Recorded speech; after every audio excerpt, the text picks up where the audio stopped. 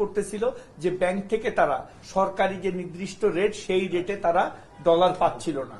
So তারা তখনই 120 টাকা 22 টাকা এক একজন এক এক রকম ভাবে প্রাইভেটলি সেটেল করতেছিল।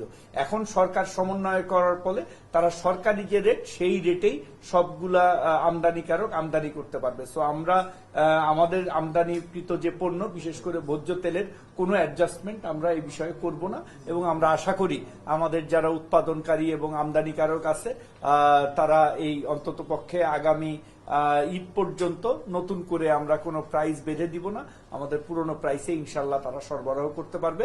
যদিও 6.5% ডলার ডিপ্রিসিয়েটেড হয়েছে, ডিভ্যালুড হয়েছে, তারপরেও আমাদের যে দাম সেই দামটা আমরা একই পর্যায়ে রাখবো ভোক্তাদের সুবিধা।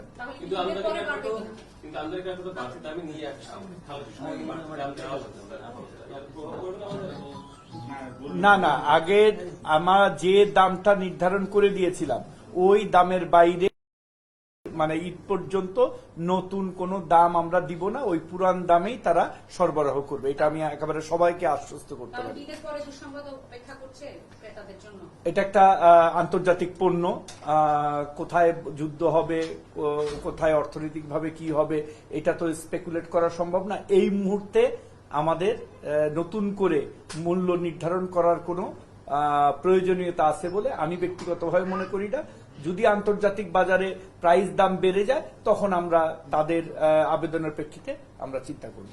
নরেন্দ্রমন্ত্রী, আপনি ক্ষমতা এসে কোথায় বলেছিলেন যে বিশ্বাস করতে ব্যবসায়ীকে, সেই বিশ্বাস তারা রেখেছে কিনা এক।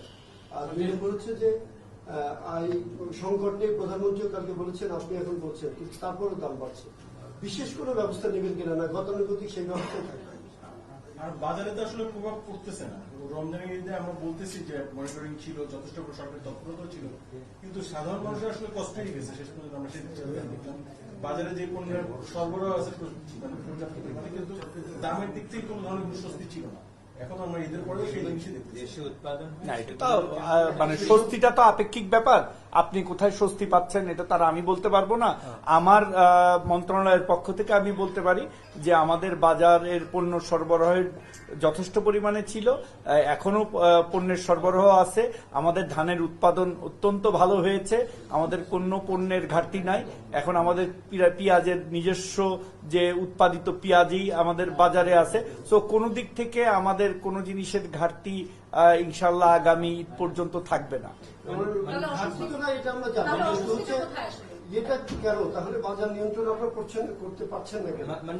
এটা একটা শুনেন, আমরা তো নিয়ন্ত্রণ করার চেষ্টা, প্রথম কয়েকটা জিনিস আপনারা একটু মানে বোঝার চেষ্টা করেন। এক নম্বর হলো আমরা তো বাজার নিয়ন্ত্রণের চেষ্টা করতেছি না, আমরা বাজারটা যেন প্রপারলি ফাংশন করতে পারে, ডিমান্ড এবং সাপ্লাই অনুযায়ী জানি প্রাইসটা নির্ধারিত হয়, এবং যেগুলো আমদানিকৃত পণ্য সেগুলো আমাদের যে ইন্ডিকেটিভ প্রাইস তার কারণে কাছাকাছি থাকে, এটাই আমাদের চেষ্টা থাকে। তো আমরা তো ন্যায্য মূল্যের দোকান খুলি না, এটা তো হলো ফ্রি মার্কেট ইকোনমি আমরা বলতেছি।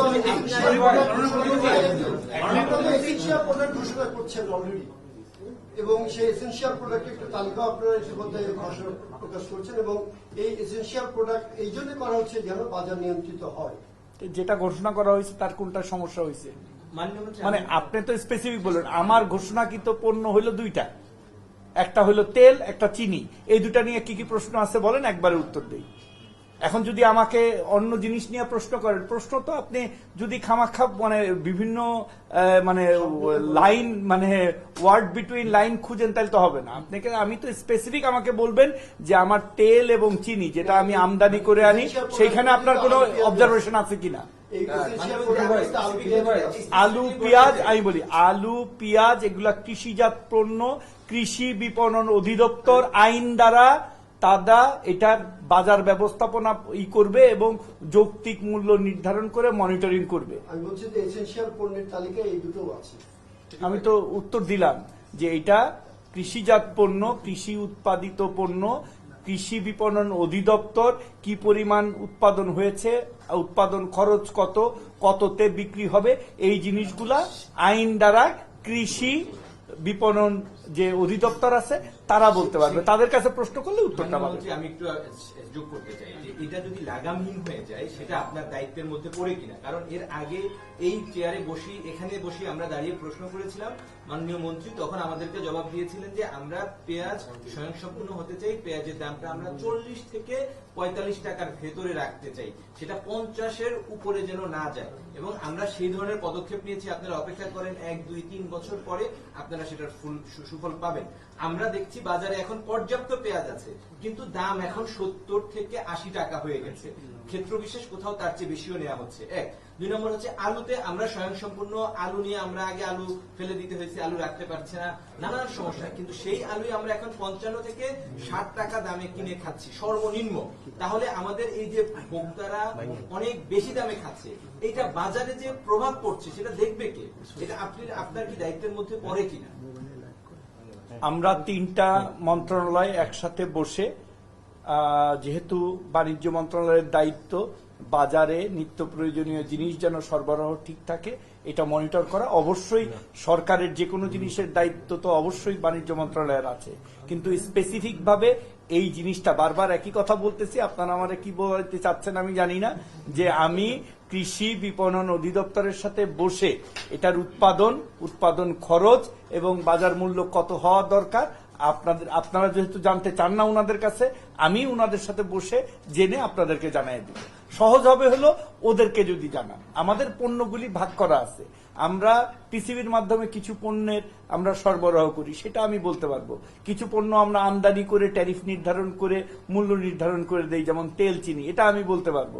বাট যেটা কৃষিজাত পণ্য বা যেটা খাদ্য মন্ত্রণালয়ের আটার দাম কত হবে বা চালের দাম কত হবে, কোন জাতের চালের দাম কত হবে, এটা কৃষি এবং খাদ্যের সাথে না বসে আমি বললে এই জিনিসটা অ্যাপ্রোপ্রিয়েট কোনো মেসেজ সাধারণ ভোক্তার কাছে যাবে না। সো আমরা বাজার মনিটরিং করতেছি, আমাদের অবজারভেশন গুলো নিয়ে আমরা কৃষি এবং খাদ্যের সাথে বসবো। কৃষি এবং খাদ্যমন্ত্রী ছিল না, তাদের সাথে আলোচনা করে আপনাদেরকে উত্তর দিব। ঠিক আছে, thank you. Okay, thank you sir.